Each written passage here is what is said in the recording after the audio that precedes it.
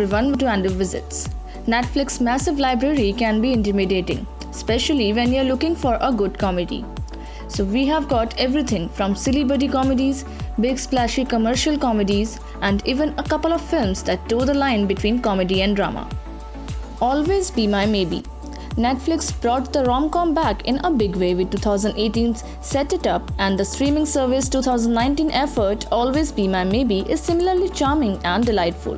Co-written by and starring Randall Park and Ali Wong, the film follows a pair of teenage best friends who have since drifted apart and are pushed together once more in adulthood.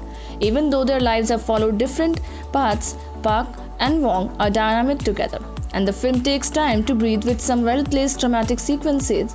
It's also not lacking in scene stealers, as Michelle Buteau as Keanu Reeves once again proves his talent knows no bounds. How much money do you? The Hangover. The Hangover is one of those lightning and bottle movie whose success is impossible to replicate, as evidenced by the sequel. The film is anchored by a terrific ticking clock as three friends wake up hungover after a night in Vegas with no memory of the night before and a missing groom-to-be. They are forced to retrace their insane steps to find their friend Doug before the wedding gets underway. Hilarity ensures, obviously, but the comedy here is hard to describe. The film is hilarious not in a traditional set-up-the-punchline sort of way, due to the chemistry between Bradley Cooper, Zach and Ed Helms, and how the trio react to the increasingly ridiculous situations they are put in.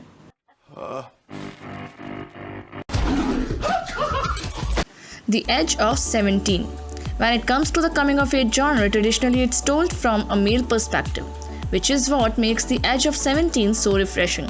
This hilarious and heartfelt R-rated comedy stars Haley Steinfeld as a high school junior who experiences the ups and downs of teen life in brutally honest fashion. She strikes up a close friendship with teacher played by Woody Harrelson, who counsels her through Fran, boy, and family troubles. That belt phone. Ew. Oh no, oh, Chris, you're home. Swiss Army Man. Swiss Army Man is undoubtedly one of the weirdest movies you will ever see, but there is a charm to it that's positively unmistakable. Paul Dano stars as a man marooned on an island who is just about to hang himself when he notices a body wash up on shore. When he approaches the body, it begins farting uncontrollably, the force of which propels it forward. Dano's character then rides the body through the waves, using the farts as a motor to propel himself off this island once and for all.